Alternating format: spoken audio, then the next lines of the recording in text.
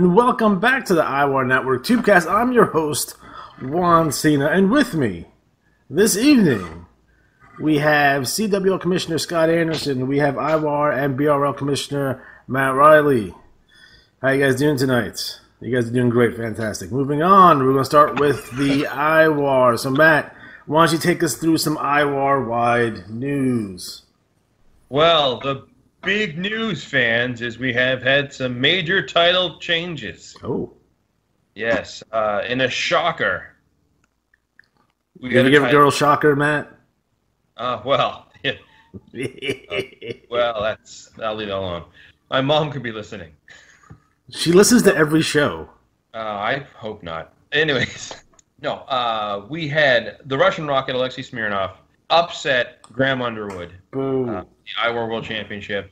No Then, Agents of Chaos out of the CWL, Garrett Shadowstar and David Hammerhead, upset the year-long reign of Russian Roulette, which was Alexei Smirnov and Jake Scarlett. But the six-man championship will be defended starting this coming cycle. The champs, Russian Roulette, which is Smirnov, Scarlett, and El Dragon de Oro, will defend against the Chaotix out of the IWL. So Graham Underwood has a chance to regain some World Championship gold, along with Kennedy Cage and Frederick Xavier. Revolution Championship will be defended pretty soon against a lot of different people because a lot of events are coming to a head, which brings me to the next point, which is the Johnny B Cup is down to 2 people, and it's been a long road, but we're almost there. Joe Boring defeated the Nightmare, Johnny Carnage, and money-driven Mike Sebastian got by Marcus the Monster Monroe. So Joe Boring faces Mike Sebastian in the finals. And this is for a whole lot of moolah and prizes, so it's a lot going on there. Moving into the All-Rookie Cup is down to the 3rd round, and those matchups are a bit off because of a balance. Oh, no, it's more of a just weren't enough top-quality people. I heard him get one manager with a rookie, so in the IWAR-wide All-Rookie Cup, it's down to 2 triple threat matches. In one triple threat, it's Jesse Harris from the BRL, Victor Kane from the BRL, and lugubrious Lauren O'Dur out of the CWL. And the winner of that triple threat will meet the winner of the other triple threat, which is Jordan Drake, Keelan Crash Wendorf, and the author of Agony LePage Turner. So we're looking forward to a great final. The Murano Tag Team Tournament is down to 2 teams. Bad Company defeated Russian Roulette, Alexei Smirnov, and Jake Scarlett, who are everywhere these days. And they will face Garrett Shadowstar and David Hammerhead, who defeated the NWL's Johnny Carnage and Derek Dark. We will see who wins the Murano. It's been a long road to hoe, but 2 great teams. And so there's that. In other news, we have the IWAR draft coming up in October. And I know you're saying, October, it's only July. Yeah, well, you know what? Figure out your draft picks if you want to nominate yourself or your wrestlers. Follow on the Teamster page for more details. We have a lot of information there, but there's other events coming up. We have the War Games in the IWL. Damn right you do. We have our first entrant already, so yeah. We have the 4th annual ladder match later in the year, ladder match battle royal. We have the 11th Tag Team Derby, the 6th Bound for Glory. We also have CWL's, the CWL with Scott Anderson here. He can talk about the 4 Corners Invitational update. Oh, I could do that. We are down to the final 8, so each league has 2 representatives left. In the CWL, that's Joe Boring and Dagger Bomb. In the BRL, Candy Kane and Steve Stryker. NWL, Keelan Wendorf and AJ Sabotage. And in the IWL, it's Scott Farkas and Norman Spivey. So the final matches in the individual leagues, and then we'll be down to our final 4. And as you may have noticed, if you're on the IWAR Network, and if you're not on the IWAR Network Facebook page, why not? In addition to getting a Revolution title shot, your CWL commissioner requested and received a prize of 10 free matches for the winner. So, hey, 10 free matches, I'll take it. So, all right, very nice. Summer Series update. There's a whole page dedicated to it, and the scoring. Just No, this last cycle coming up is a big cycle, as a lot of the scores, as we've all felt, have been pretty low. So a lot of the matchups are, kind of a muck fighting in the mud. That last cycle might determine who advances and who doesn't. So really bring your A game this cycle, folks, and then we will bracket and show who the surviving advancers are and who will be the winner at the end. Anybody's guess. So just to make sure people understand, these individual matchups, right? The person with the best average or best total over the first 3 cycles will advance. Correct. And then there'll be a 4th cycle with the finalists, and all 4 cycles will be used to determine the winner. Is that correct? Correct. So it's sort of like a marathon. It's right. Who has the overall best 4-cycle performance? Awesome. I actually, as a side note, while 3 of us are here, I was working in the yard, and they had the idea of, there's like you win the Grand Slam in tennis. It's like U.S. Open, French Open, etc. Mm-hmm. I was thinking if we can figure out next year and stagger our events, we could make it so we could have kind of a Grand Slam type effect. Oh. That way, the idea is, could some wrestler pull off 4 tournaments in a year by having the best year possible? Anyways, that's cool. Food for thought. Anyways, but those are the majority of the IWAR issues. I would again ask people that are new to please send me any pictures of their wrestlers or to your league's commissioners. That makes our job much easier when we're working with the materials and putting things together. So that's the IWAR news for the moment. All right, fantastic. Okay, we're going to start off with the BRL number 517. We have Gran Sabrosa, who wins the league championship. He wins $50 in IWA credit. TV champion, sharpshooter Jake Scarlett. Atlantic champion, Mexican Mauler. Central champion, the Russian Rocket Alexei Smirnov. Dixie champion, Mr. Blood. Eastern champion, Bitter Cold Becky. Mountain champion, Duke Nukem. Northern champion, Cerberus. Pacific champion, Jackie Moon. Prairie champion, Money Driven Mike Sebastian. Southern champion, Patrick O'Malley. Western champion, Vicious Vincent Payne. Tag team champions, The Shadow, Tony Lowen. And Van Death Valen. I thought they were dead. TV Tag Team Champions, Bad Company, Rick Riley and Rick Challenger. 6-man champions, Bitter Cold Becky, Patrick O'Malley, and Punk Rock Mike. TV 6-man champions, Sharpshooter Jake Scarlett, El Dragon de Oro, and the Russian Rocket Alexei Smirnov. So, Mr. Anderson, what do you got for the BRL? For the BRL this time, I was looking at the trash talk from Jimmy North and his soon-to-be partner 16. They were at a event. Does that make him underage? Have I made that joke before? Maybe. Damn it. Maybe. I mean, lots of wrestlers She's nowadays only start before they're 18. 17. Yeah. 17. Go ahead.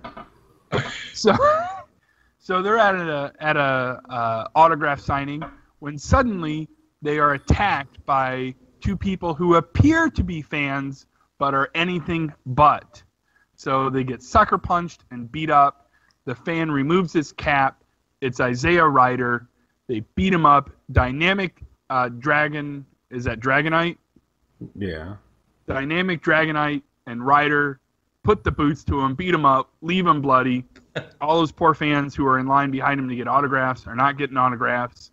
So, it's pretty disappointing. I have a question. I have questions. What's your question? Isn't Isaiah Ryder the guy who won the 1993 Slam Dunk Contest? He was the guy from the Minnesota Timberwolves that did the between the legs dunk. Is that Isaiah Ryder? Isaiah Ryder was definitely a basketball player. He was. Okay. And I believe he became a head coach. No. Did he? Yes. No. We're going to look it up. While he's looking that up, I want to talk about Gran Sabrosa and the battle between him and Agent 26 continues. It is a battle for the ages.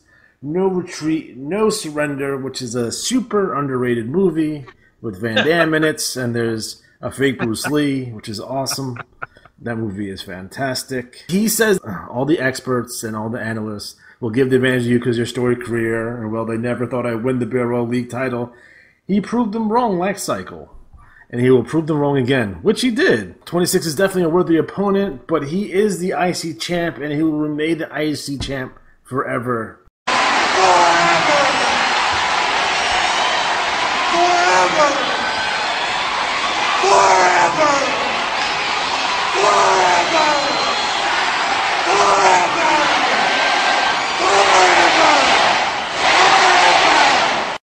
The greatest thing he ever did was beat Luther Alexander for that championship, by the way. There it is. So, Matt, what's going down in the BRL? We have a lot going on. I will say this. We have some new additions, faces-wise. Of course, there's a Sir Gunter Jane storyline where the ex-enemies are now lovers, and he turned around and joined. Isn't that how it always goes? It does, yeah. Yep. It goes for me it goes that way for me all the time, too. Yeah, so he joined the hated Disciples of Doom. We have some fantastic trash talk from money-driven Mike Sebastian, who really does always put on a clinic on establishing character. The one thing I will say is we seem to have had a flurry of players in the BRL that show up, put out some really awesome TT, and then disappear. Then they come back 3 cycles later trying to pick up exactly where they left off. And, in game terms, that's 9 weeks later. Most people have already moved on by that time, and I would encourage you to be more active if it takes a lot. And one guy did like 6 pages of TT last time, and you get response from Mike Sebastian in this, appropriately too. So we just ask players, please be consistent if you can. I know things can be difficult. Reach out to me if you need to. I'm happy to help. I do help a couple players right now with the TT. I'm happy to do it. Other things going on. Jesse Harris is attacking everyone under the sun. So are the Endgame brothers and and Vincent Payne. We have the return of Catfish Rob, which is always great. And, of course, we had the sudden disappearance contractual issue with the Rebellion. So sad to see Deviant Erica Rockwell, Starlet Liberty Monroe, and Helene Roxanne Connor depart. But they really did help establish the women's division, so they made a nice little mark that way. Aren't they pregnant? And the priest is the father. I will also close by saying the trash talk is still steady and plentiful, but make sure you submit something worthwhile so people can play off of. I see a lot of sometimes people posting things that aren't play offable. It's just kind of like a statement. So make sure you're either challenging someone or setting up a challenge. Or, like if you look at Hannibal's trash talk this month and he really mocks Phantom Striker, like you kind of make a point about things. So be active, we appreciate it. And, the league's doing really well, but we can do better. So let's keep it going. What happened with Victor Kane and Red Fox getting fined for their altercation at the July 4th Fan Fest? I was in attendance, by the way, guys, and they made me drop my hot dog on the ground. Oh, yes, That's not okay. That was a quick bit of TT. A couple of players asked me about fines on the leagues. I've set up a kind of fining process, and it's kind of like a badge of honor. So I've been kind of sending up some stuff with players as kind of a gag / TT to work with them and set up a little incident. So it's kind of like one of those throwback where remember who was the guy? Jack Tunney? He'd come out and be like, I'm fighting so-and-so. Or Ashley, was it Stanley Blackburn? I mean, it was Blackburn. Watts was a big finer. Yeah, but it always was kind of comical, like, I'm fighting him. Hey, wait 1 second. I just want to make sure that I'm clear on this, but fuck Stanley Blackburn. All right, moving on. There's no punchline, just fuck Stanley Blackburn. Yeah. Fuck that guy. There's no punchline there. Right all right, next up is the CWL Continental Wrestling League number 219. CWL champion, The Philosopher. Network champion, Joe Boring. United States champion, Lauren Order. Yukon champion, Railroad Warrior Ty. Caribbean champion, James Stone. Amazon Basin champion, Billy Stone. British Isles champion, Atticus Poundover. Arabian champion, Daggerbone. South African champion, Railroad Warrior Hammer. Siberian champion, The Cool One. East Asian champion, Luther Alexander. Oceanic champion, The Tyrants. David Hammerhead. CWL Tag Team Champions, Billy and James, the Stone Brothers. Network Tag Team Champions, Wildcard Gareth Shadowstar, and the Tyrant, David Hammerhead. CWL Six-Man Champions, the Railroad Warrior, Hammer, Ty, and Spike. Network Six-Man Champion, Sexton Hardcastle, Mr. Magnificent, Jamie Montgomery, Cowboy Black, Jack Kavanaugh. So, Juan Cena, what do you got for the CWL? Well, I want to talk about the Cool One. Now, the Cool One hasn't TT'd in quite a while. But he's been active as of late, so I'm really happy to see that. For me, I always have a special place in my heart for my rookie class. And the Cool One, Dagger Bomb, Phantom Striker were all part of my rookie class. So I like to see him, back and better than ever and active, so that's really cool to see. He comes out to his music that he's synonymous for, which is radioactive. And, he just guarantees that he's ready to kick some butts. He's pumped for his upcoming matches. He doesn't want to brag, but he is good. There are so many opponents for him to beat and leave half dead. And can you believe it? He gets paid for that. He feels a long winning streak is on the way, and he's ready to kick some ass. So he wants to give a shout out to a special former teammate of his, and I wonder who that can be. So Matt, what do you got for the CWL? Well, CWL-wise, there's a lot to choose from. It's getting stronger and stronger by the cycle. It's like a cornucopia but I'm gonna go of with, great TT. I'm going to go with a TT that I had the privilege of seeing beforehand, before I seen the final product, and that's the Magnificent Motion.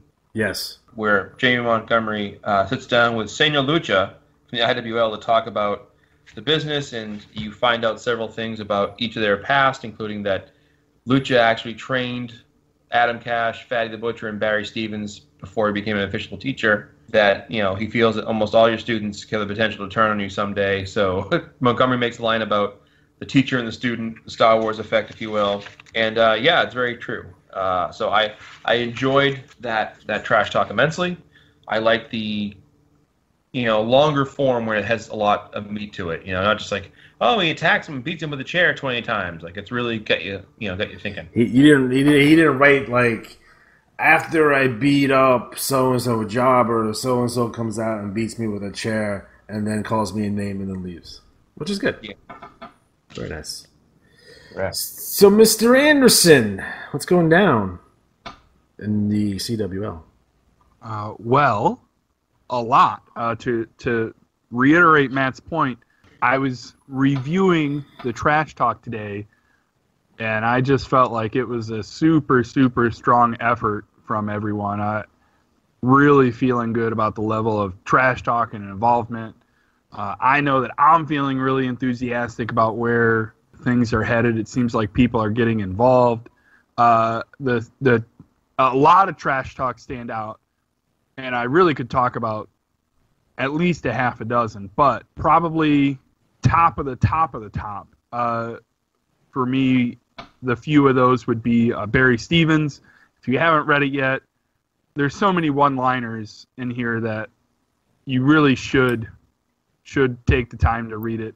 It's really, really good. Probably what I would consider the best of the cycle. Probably across the IWAR, it's probably what I'll be voting for. Really, really good stuff. As well, if you want some comedy, Pokey McSnail, I can talk. Pokey McSnail and Milton Snozbuster, they crack me up. Their stuff is always hilarious. They're doing a PSA, and it's really about staying off of drugs. It's really funny. If you just want a little lighthearted fun, I thought it was really good. I thought I also would have mentioned Jamie Montgomery's trash talk. I like things that are story driven, if that makes sense at all. Like, I like learning about the characters and deepening the characters as we understand them. So kudos to him on that. You like to go all in, baby. That's 12 inches. So Forgotten Vagrant has become the Ethereal Guardian. Excellent stuff from him as well. Really, really enjoy that. But then also just running down as quickly as possible, Dagger Bomb and Dixon. Dagger Bomb's promo was excellent. I'm excited to see Luther Alexander and Ricky Kyle go head-to-head. I think of those pay-per-views where there are two main event stars who aren't competing for the title that are fighting each other, and that's how I feel about Ricky Kyle and Luther Alexander going on against each other. I'm like, this could headline the pay-per-view. It just happens to not be headlining this pay-per-view, so I'm excited about that. Poor Lauren O'Dur, he's still messed up, and Norman Krasner breaks his nose, bloodies him up. They're going to have a match. He's so nasty. Yeah. What else we got going on?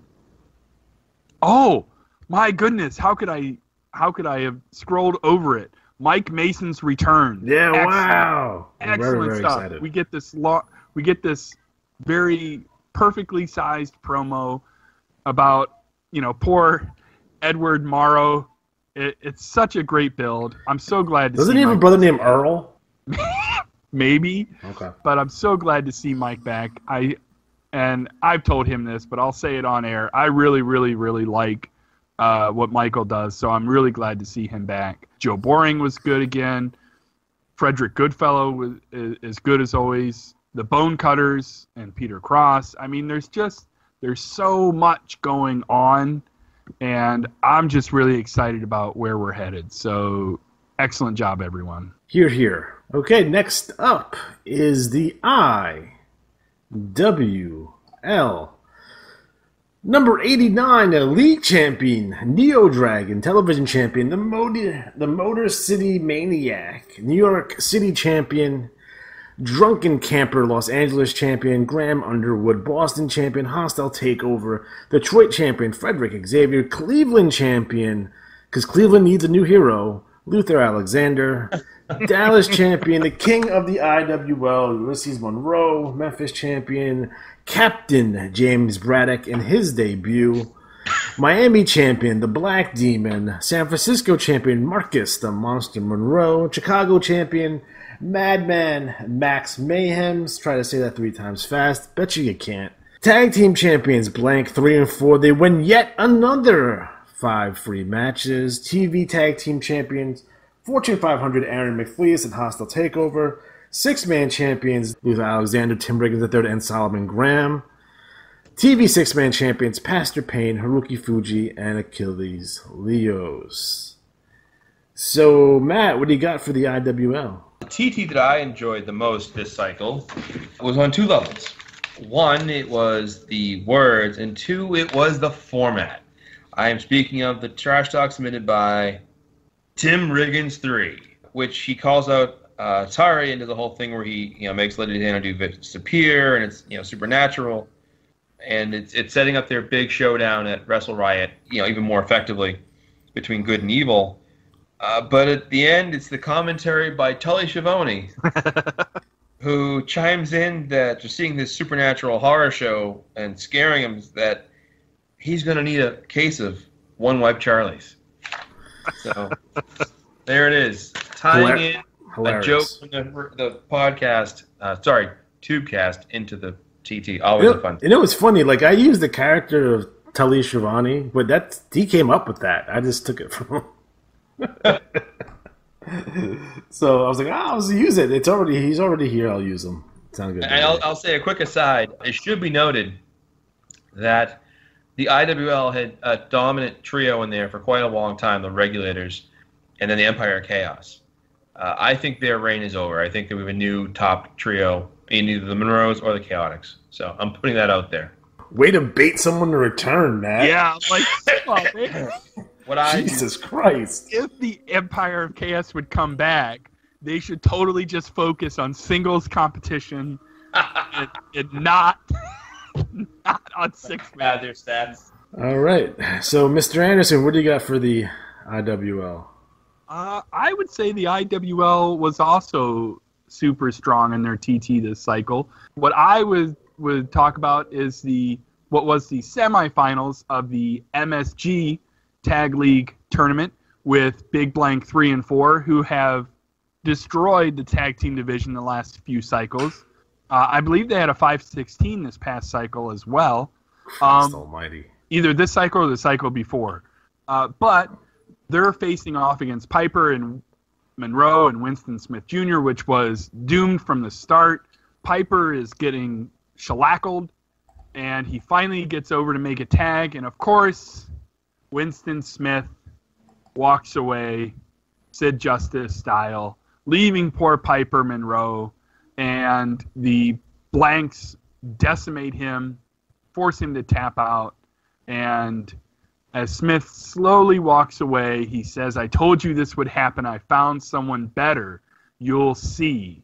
So I am definitely interested in what he means by that we'll see someone better is coming, and also that the feud between the Monroes and the Midnight Society continues to intensify over these past several months.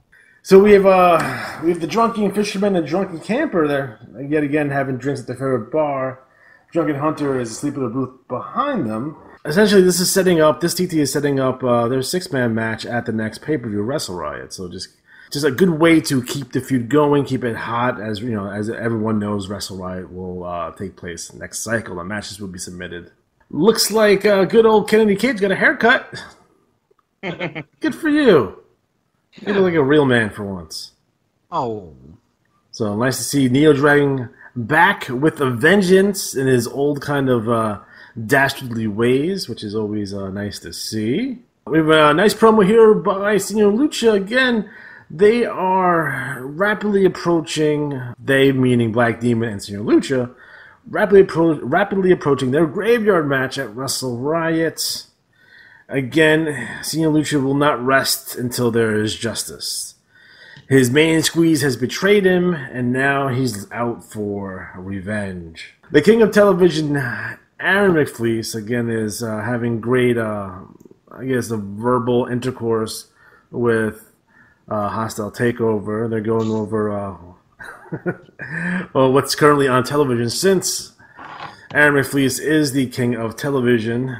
There's a couple of things that he wants to ban from the airwaves. That's every rerun of Family Matters, except for the ones featuring Judy, anything starring Luther Alexander. It's funny because technically the show they're currently on has Luther Alexander on it, so that's actually banned from television. All those Law and Order spin-offs, all golf, and whatever the Monroe's favorite TV show. It's all canceled. Fantastic TT here from IWL Dallas champion, Rex Rude.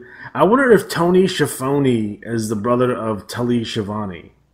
So we have to get clarity on that. Again, fantastic TT by Rex Rude here. He's calling out H. Del Imposter, which he calls him complete trash. And I wonder if he's complete trash or not. We'll find out real soon. We have the debut of Captain James Braddock. He's a former Navy SEAL who spent the last 5 years traveling the world, learning various fighting techniques. He is the official winner of the 2017 Kumite. So be on the lookout for Captain James Braddock coming to arena near you. Oh, we have a picture here of Black Demon saying Senor Lucha must die because he needs to die. We have a picture of Luther looking nice in his boots in front of the fireplace, saying the Monroes, their time is up. Is Luther's time now? Yes, it is. Your time is up, my time is now. My time is now. That should be your response, by the way. We have Aliatari's TT, which is missing from the bulletin. It's currently on the IWAR Network Facebook page, correct? It is. All right. Dig that. TT here from, which I'm assuming they're calling themselves the Sword of Excalibur. So again, they're going to be facing the Drugs at Wrestle Riot coming up soon. And then I think we finish up with the Monroes saying nothing important. Is really, really good. Again, they respond to Luther Alexander's allegations of Papa Monroe being inappropriate with his children. So it's getting a little tense for that feud going into the pay-per-view. I wonder if Luther has officially gotten in their head. We'll find out. So last but not least, we have the Chaotix. Again, I think we gotta stress the importance of Graham Underwood's title defense against Dakar Wolof at the next pay-per-view. Dakar Wolof did attack Graham Underwood, so they're pretty upset about that. With Frederick Xavier, who's going to go into a match with Piper Monroe, and this will be a unification match with the for the American Territories Championship and the South American title.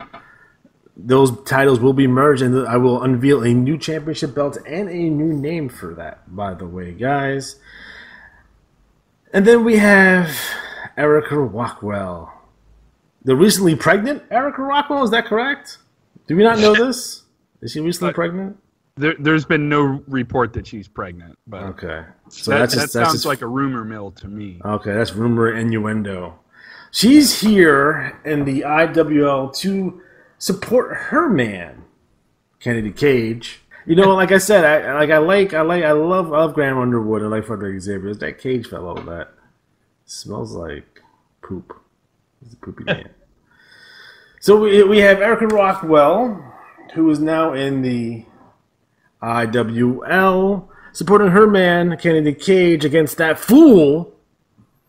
And he's a fool, Neo Dragon. Again, we have the MSG finals coming up, so they're getting ready for the blanks, which, again, it's always a tough road to hoe. So, Mr. Anderson, tell me, how does it feel to have the most dominant trio in the IWL? I would say that the most dominant trio in the history of the IWL has to be the Empire of Chaos. Is it the Monroes? But I would say the current... I thought it was Roach's family. Maybe. That's a deep cut, huh? But, you know, if the Chaotix and the Monroes can strive to reach that level, that would be awesome. You're close. Where are you on points right now? I believe like 85 and 55, something like that. Okay. Not bad. Something like that. The point totals for singles? Do you have top 6? I'm like 4 of the top 8. Yeah, something like that. That's not impressive. Jesus. Let's see. And Ulysses is way down there, but he's on there somewhere. So you got how many out of the top? 1, 2, 3, 4, 5 out of the top 20. Fucking Kennedy Cage, man. Sucks. I know. He's too distracted. Sucks. He got his mohawk shaved off. Give him a break. All right. Okay, next up is the new Wave League number 116. League champion, winning 10 free matches, Bruce Inferno. TV champion, Keelan Crash Wendorf. Atlantic champion, AJ Sabotage. Central champion, The Prospector. Dixie champion, A Giant. Eastern champion, Triple Threats. Mountain champion, Late Night Logan Kane. Northern champion, Matthew Grabowski. Pacific champion, Invarg, the Viking Erickson. Prairie champion, the Mad Mama.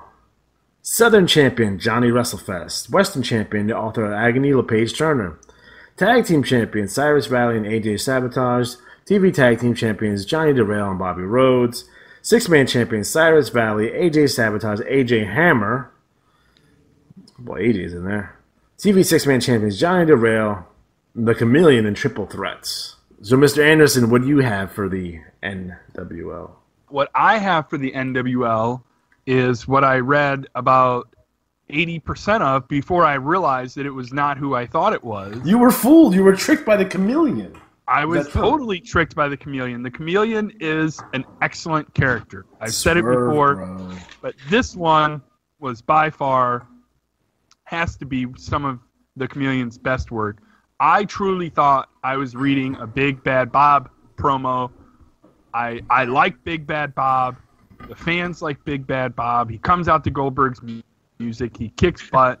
But then it gets to the bottom. Well, there are 2 Big Bad Bobs. The second Big Bad Bob comes out. But it turns out that the Chameleon has tricked us. Excellent, excellent stuff. I was shocked, but I also enjoyed the swerve. So kudos to the manager of the Chameleon, who actually gets the fans to chant at the end, Chameleon, like the fans would chant for Big Bad Bob. So something is brewing. I think we've got a major feud on our hands. I agree.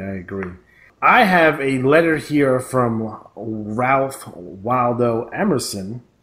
Again, he was in New England, and he was taking a look at the recent copy of the NWL roster, and he was looking at the names of some of the degenerates like Bruce Inferno and Cyrus Valley, and it filled him with so much hatred and rage that he must respond with action. He's a man that adheres to a policy of nonviolence. But looking at this roster, he's now filled with a passionate, violent rage, a rage that won't be satiated by the mercilessly beating the life out of every one of them. then placing the NWL championship around his waist. So that was fantastic. So we have someone who is non-violence pushed to the breaking point by the shenanigans of the wrestlers in the NWL. So nice job, everyone. No, I enjoy Ralph Waldo Emerson. Yes, it's great. So Matt, what's going down in the NWL? There's a lot. We have some rivalries still burning between the Carnage Squad and Blazer Corp. I will say, as far as the Chameleon TT, I did enjoy a line from LePage Turner calling him a cheap Zartan knockoff. You don't get enough of those obscure G.I. Joe references. There's a lot going on. Well, I will say, for starters, Blazer Corp has a very interesting interview. Now, Bruce Inferno, who is kind of the third wheel of the trio of Bookworm, Gary Galaxy, and Bruce Inferno of the stable Blazer Corp, led by Jim Blazer, he has now retained the Elite Championship for 2 cycles in a row and has really kind of astonished the rest of his stable. And Gary Galaxy, who comes out, mind you, dressed like Buzz Lightyear in many ways with a spacesuit, was openly mocked by Bruce Inferno, who feels very confident now. So it's kind of a shake-up in the power structure. It'd be sort of like if Marty Scurll was the new IWGB champion. You know, like, oh, no one expected that. That was enjoyable. I also enjoyed the fact that the Prospector and Billy Joe Jim Bob are back in action. We have the return of the Railroad Warriors. We have some new faces. Again, Carnage Squad, a really strong promo.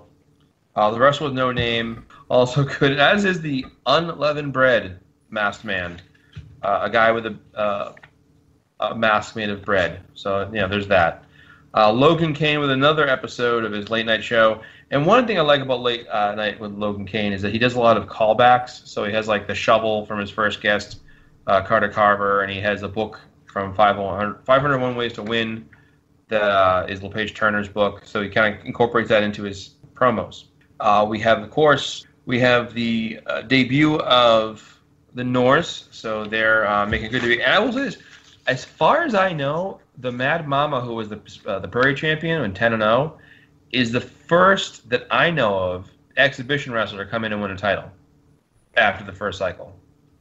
Like, you know, always new wrestlers come in and they go 10-0, and it's like, that's all. Yeah. So that's the first time I know of that happening. So the Mad Mama, whoever that may be. We have also Death pushing for more members to join his stable of Death Dealers. So add DD in front of your name. The American Patriot kind of, you know, he's plugging along. He's throwing some challenges out.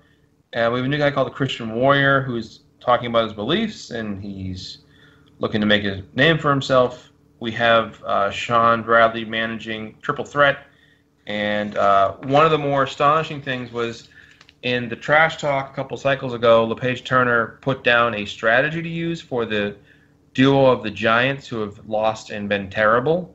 And they used it and won a regional belt. So that was kind of fun. Ridiculous. So, yeah. But I will put an asterisk on this and say this. It's kind of a double-edged sword, and here's why. In the NWL, you get 17 cycles, and at your 18th cycle, you've got to be gone, or we're going to have you graduated into a new league. It's just we've been patient about this. We've been pleasant. We've been nice. Sorry, guys, you just can't stay in. So while it's nice that Death Giant won a regional belt, that regional belt is now 4 cycles after he should have been transferred out. So that's a regional belt that one of the other rookies would have won. So that's how you got to look at this. You're in the NWL for only 17 cycles, about 1 year to learn how to play, and then you have to graduate. You wouldn't want to be a fifth-year sophomore in high school and be hanging out and being like, hey, I'm the biggest guy in the sophomore class. What do they call them? Super seniors? That's what they call them in my school. Dude, you're 22. So think of it that way. You learn, you graduate, and go on to a newer league. And what we've been trying to do is graduate people into leagues within Gold if they don't give us any kind of feedback. You know, it's better to work with us. We can help you get things settled up. So please contact us. And we have a running tally in every issue that lists where you stand and when you're supposed to graduate. So please take a look at that list. So thank you all for contributing so much. The NWL has been a lot of fun, getting better and better. And we have a bunch of players who are about to graduate, so it's nice to see the next crop kind of stepping up. So well done, guys. All right, fantastic. On that note, Matt, do you have any BRL or NWL events to plug? I will say one couple things. Well, BRL, the Suburban Hell Savages also had their trash talk omitted. It is posted on the IWAR page. It's very funny. It includes a nude scene.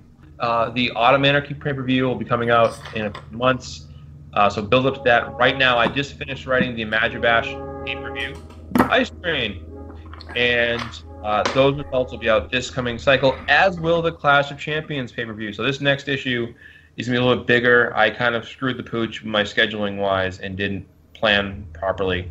So that bummer for me means good for you guys. You're going to get a lot of stuff to read. So there's that. That's all. All right. Mr. Anderson, do you have any CWL events to plug? Well, for the CWL, we've got Wrestle Frenzy coming up next month. So not next cycle, but the cycle after on August 14th. Wrestle Frenzy 4. I was actually just updating the matches today. It's going to be an amazing card. 8 or 9 really terrific matches. I'm really looking forward to it. In addition to that, got some stuff in the works I'm not ready to announce yet that I hope to do for our pay-per-view following that.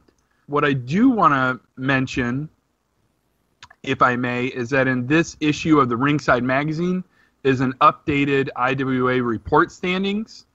Matt, who does that, if you're allowed to share? Who puts that together? The standings for the IWAR? No, the IWA report standings with the top managers and the report I'm sorry. That is a few people contribute, but the main person is Jeff Annabelle, also known as Hannibal, the BRL. So major kudos to him and anybody else who's helping. Really, really good stuff. Very well done. If you get a chance to look it over, especially if that kind of stuff is important to you. The history on the third page there, very good. Just kudos to him and whoever was assisting with that. It's good stuff. So yeah, I was very happy to see them come back with it. It was funny because when I first kind of brought it up, or it kind of came to be an idea, we kicked it around for a while, and I was like, well, just I'll give you 3 or 4 months and get me something, and they did. And then it was just kind of it was so well received. It was like, let's do it again, but it's just timing. So it might work out to be a quarterly type thing, but that works pretty well. Speaking of quarterly, we have the new popular hated list on the IWAR news page, and going forward, we have a lot of feedback from players about this. So we're going to do that again in a few months. So again, we really appreciate it. I would ask that people probably nominate one person per league. We'll do a little streamlining. And I do want to mention that we had our first winner of the IWAR Trash Talk of the Cycle Award. It went to the ravishing one, Rex Rude. His IWL promo for Miami last cycle won the overall win. 5 free matches to each league winner and 5 bonus matches to the overall winner. It's in the report, so take a look. And, it's just our way of kind of rewarding the players who put a lot of extra work in to make the game as fun as it is. All right, I dig that. And for the IWL, again, we have Wrestle Riot. The matches will be submitted this upcoming cycle match write-ups. Again, we're going to do the small paragraphs like we did for the last pay-per-view, for this pay-per-view. So just highlights of those matches. If you want to get those out to me, if you have a match and you want to contribute, you can get those to me the cycle after. So cycle 91, you can give me the write-ups, but the matches are scheduled for cycle 90. In addition, we just announced the King of the Ring will be our next pay-per-view. That will be cycle 94. That'll be taking place from Wembley Stadium in Palatial, London, England. Again, that's with 16 men, one-night tournament. Again, so to explain for those of you who don't know, historically, tournaments go cycle over cycle until there's a winner. The King of the Ring is one cycle tournament. That means the person with the best strategy coming out of that will win the King of the Ring. The winner of the King of the Ring will receive 20, that is 22-0 free matches and a shot at the IWL Heavyweight Championship at our next pay-per-view. So just keep that in mind. I will be picking those 16 competitors. Okay, so those will be just me. I'm booking it. It's going to be booked. I can tell you that Ulysses Monroe is the number 1 seed, and he goes in on top because he's last year's winner. So there's 15 other slots. But I've historically been fair with these, so there's no reason to stop that now. All right. Does anyone have anything else they want to say before we close up shop for this cycle? Okay.